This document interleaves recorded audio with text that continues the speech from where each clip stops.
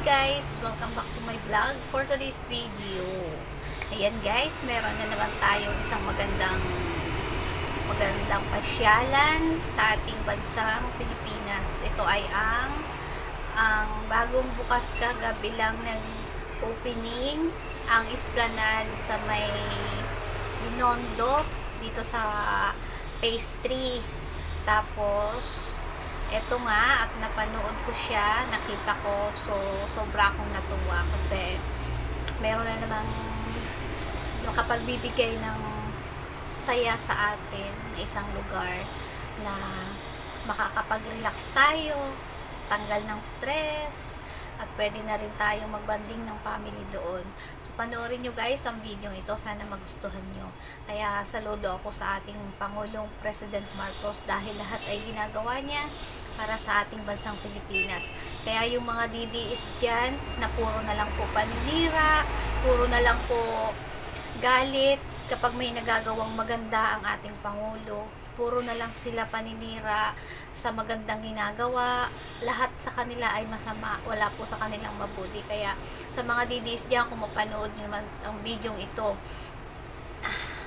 ewan ko kung ano masasabi nyo. Basta ako, suporta ako sa ating gobyerno. Alam ko na lahat ng ginagawa ng ating Pangulo ay para sa ikabubuti ng ating mga mamamayang Pilipino. So, panoorin nyo po ang video ito. Sa mga hindi pa po nakasubscribe sa aking video, please like and subscribe and pakiclick na rin po ang notification bell para updated po kayo sa aking mga bagong video. Ito na nga guys yung pagdating ng ating Pangulong Bongbong Marcos. Ayan.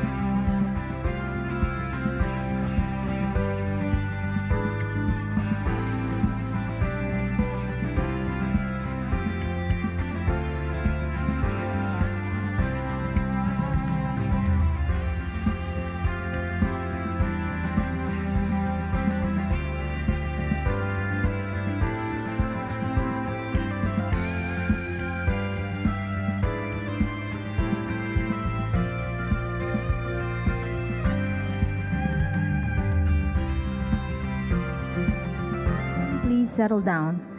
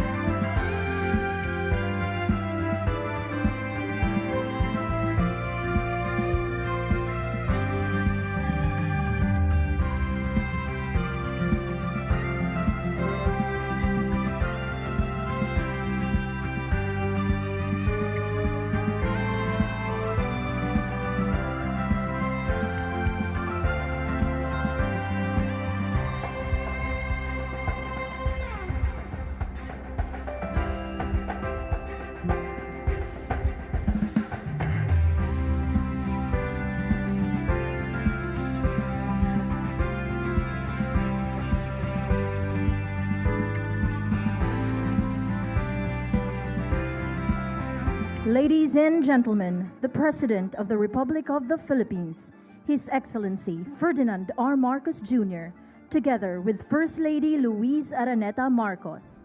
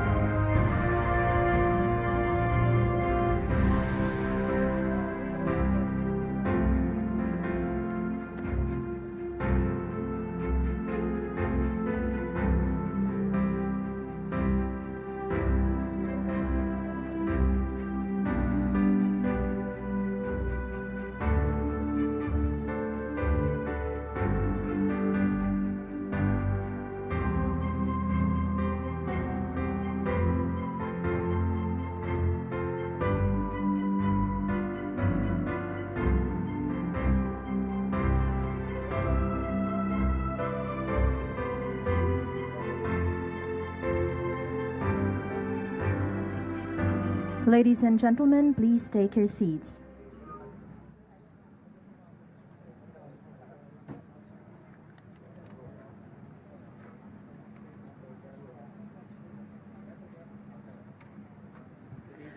Good evening and welcome to the inauguration of the Pasig River Urban Development Project Phase 3 here at Intramuros, Manila. To formally begin our program, may we invite on stage the chairman of the Metropolitan Manila Development Authority, Attorney Romando Artes, for his welcome remarks.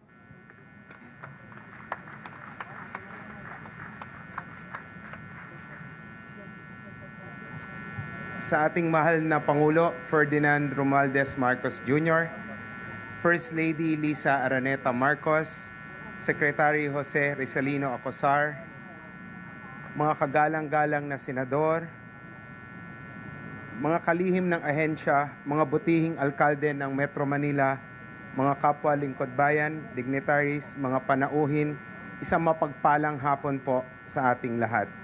Isang karangalan na makasama kayong lahat upang saksihan ang pagbubukas ng Pasig Bigyang Buhay Muli Phase 3. Kasama sa Phase 3 ang Plaza Mexico, Maestranza Esplanade at Fort Santiago Boardwalk. Ang Esplanade ay isang magandang halimbawa ng balansing pagsasanib ng kasaysayan at turismo sapagkat ito ay nagbubuklod sa makasaysayang Intramuros at Pasig River. Sa pagpapatuloy ng proyektong ito,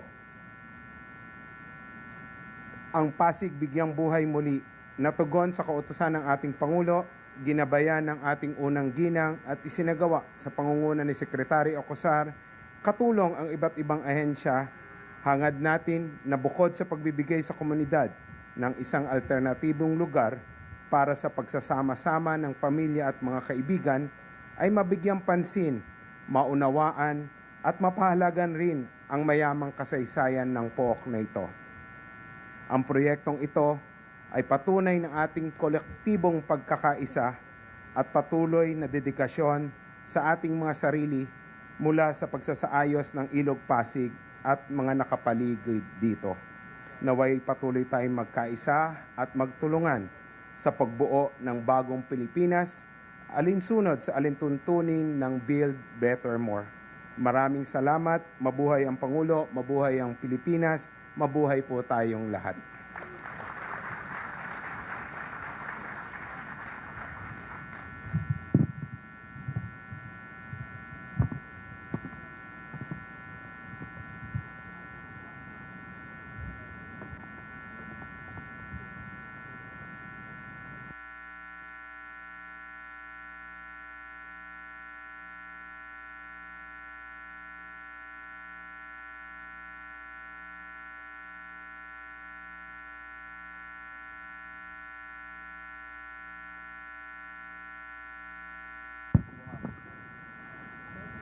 Thank you, Chairman Artes. At this time, to introduce our guest of honor, may we call on stage the Chairman of the Interagency Council and Secretary of Department of Human Settlements and Urban Development, Secretary Jose Rizalino Acosar.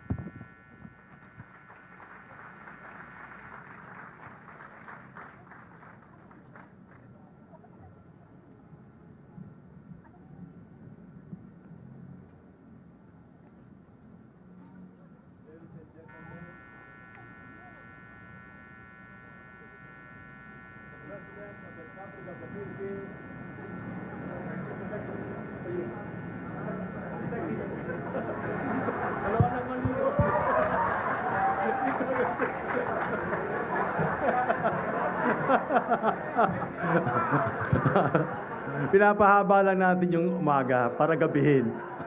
Mas maganda kasing gabihin, mas maganda ang Pasig River sa gabi.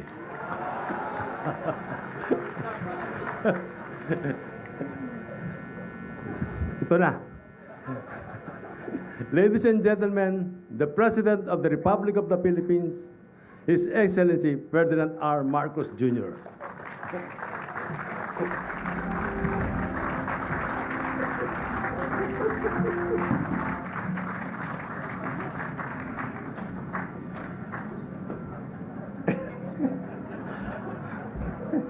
At least we started off on a happy note.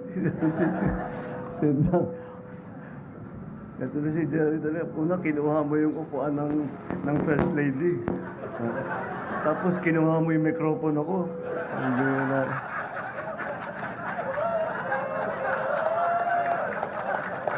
Buti na lang napakaganda ng project mo. Maraming salamat, Secretary Jerry Acusar, sa iyong pagpakilala nung nahanap mo na rin yung tamang mikropono.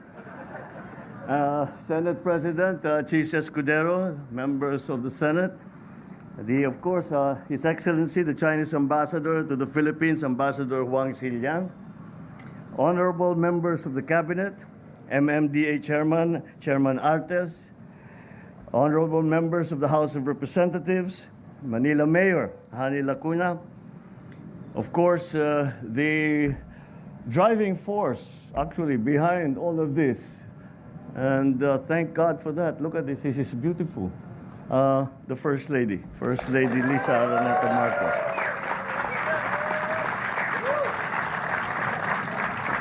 My fellow workers in government, distinguished guests, ladies and gentlemen, I suppose we can call it a good evening to all of you. Well, last week, when this event was originally scheduled, nature had its way with us, and we had to postpone this event. Nature reminded us once more who is truly in charge. But nature has also taught us that patience and perseverance is rewarded. So here we are, a week later, more than ready to unveil Phase 3 of the Pasig River Urban Development Project. This river has served Manila as a lifeblood long before our generation was conceived. It has played the role in our nation's history in terms of commerce, in terms of transportation, a source of food and water. If one will read No Limitangere and El Filibusterismo, Jose Rizal depicted the Pasig River that was vibrant, full of life. And the remaining photographs that we see from the earlier times show that the river was full of life, full of activity. Many, many people, many, many boats doing all kinds of, conducting their business. And it was all done on the river. Because in its waters we see reflections of our dreams and our history. And at times, we have to admit our share of neglect. But we are changing that. When we began this journey last year, I promised the First Lady and I would be fully supportive of the Pasig Bigyang Buhay Muli project. Ladies and gentlemen, that's why we are here today, to launch Phase 3 of this project, staying true to our mission of reviving the Pasig River. We have efficiently added 2,000 square meters of open space by closing the road that once divided Plaza Mexico. This will create a safer, more beautiful and expansive area for public events, for gatherings, for leisurely walks. More than a development project, it symbolizes unity, honoring our past while embracing progress. As we move to Maestranza, we will introduce an esplanade featuring a gallery walk that showcases local art and historical narratives. The esplanade will also include dedicated bike lanes and walkways, ensuring safety and accessibility to everyone. Our journey extends to Fort Santiago, where we will unveil the moat view, offering a new perspective of this historic fortress. At night, the monumental lighting will illuminate the ancient walls, highlighting the beauty and significance of our heritage, creating a stunning visual experience. With the opening of this new phase, we have created a pedestrian-friendly heritage corridor. One can jog, walk, or bike from Intramuros to Manila Central Post Office, across the historic and beautiful Jones Bridge, into the equally historic and cultural Binondo area. And I think it serves, Ambassador, perhaps, I am sure you know, but I think it is deserving of repeating to remind everyone that the Chinatown in Manila is the oldest Chinatown in the entire world.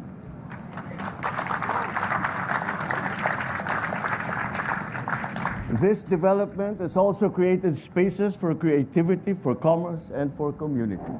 Following the opening of phases 1 and 2 last year, People have set up various shops along the esplanade to cater to students, to couples, to tourists, to friends and families who have come to enjoy the beauty of Pasig River.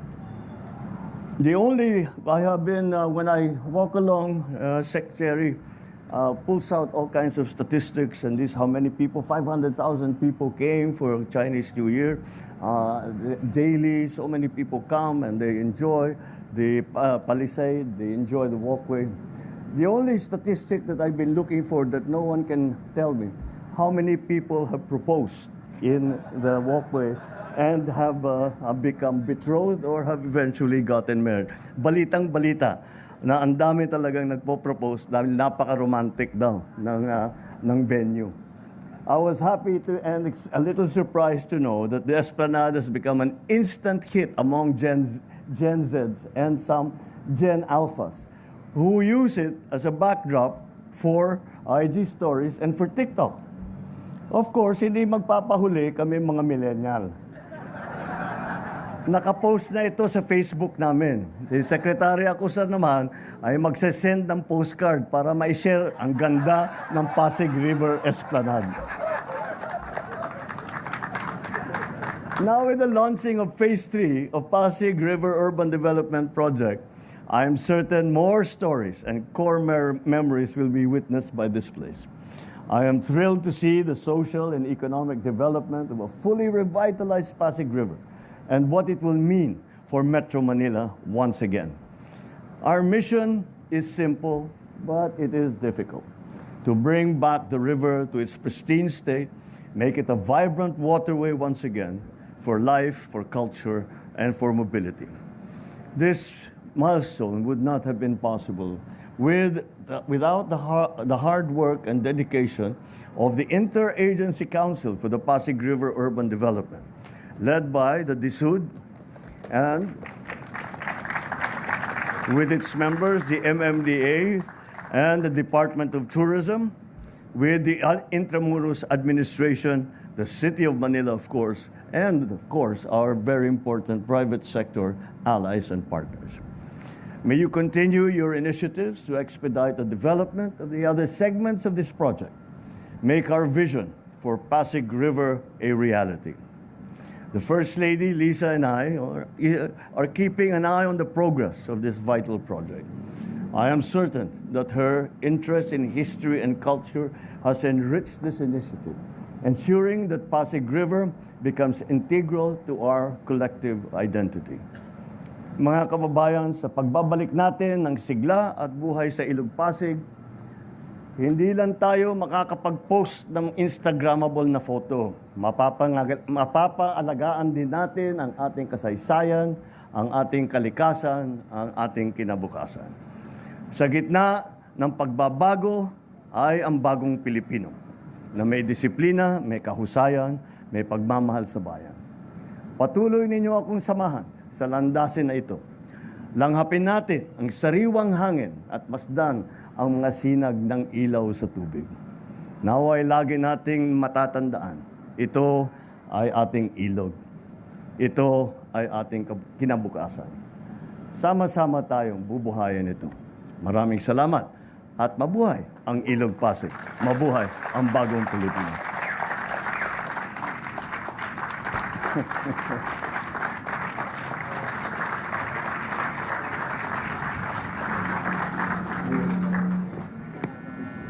Thank you, Mr. President. His Excellency, please remain on stage as we invite First Lady Luis Araneta Marcos, Secretary Jerry Acosar, Chairman Romando Artes, Secretary Junvic Remulla, Secretary Cristina Frasco, and Manila Mayor Honey Lacuna to join you on stage for the ceremonial pressing of the button for the finale of tonight's celebration.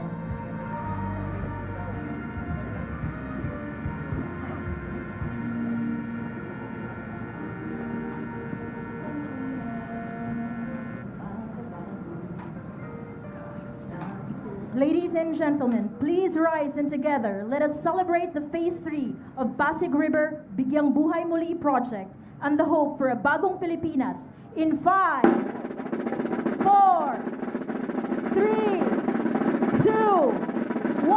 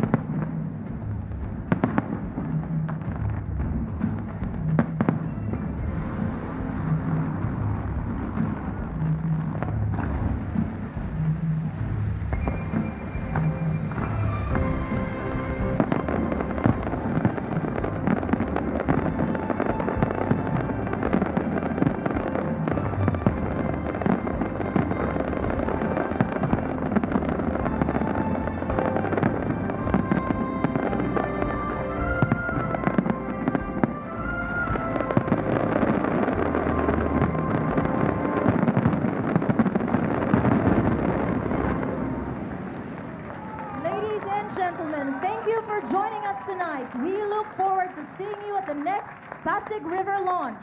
We would like to invite everyone to